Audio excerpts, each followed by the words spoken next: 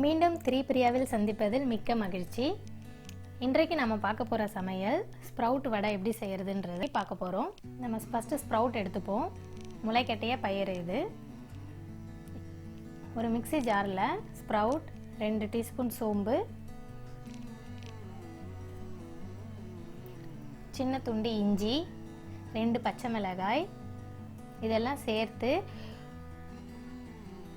ஒரு 70% போல் நீங்கள் அரைச்சி எடுத்து ஒரு தனியாக ஒரு கிண்ணத்தில் வச்சுக்கோங்க. அதில் பெருங்காயத்தூள், கொஞ்சமாக உப்பு,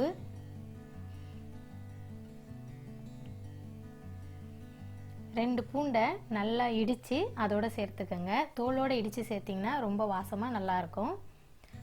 அதுக்கப்புறமா நம்ம அரை கப்பு முருங்கைக்கீரையை நல்லா கழுவிட்டு ரஃப்பாக சாப் பண்ணி அதையும் அதோடு சேர்த்துக்கோங்க.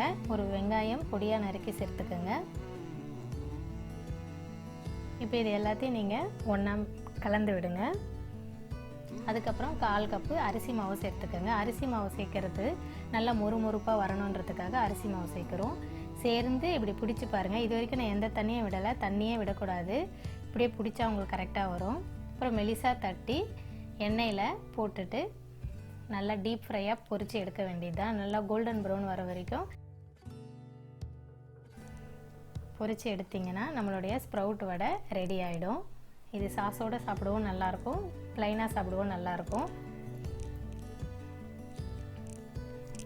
Thank you friends. உங்கள் ஃபீட்பேக்கு கமெண்ட் செக்ஷனில் போடுங்க. நன்றி.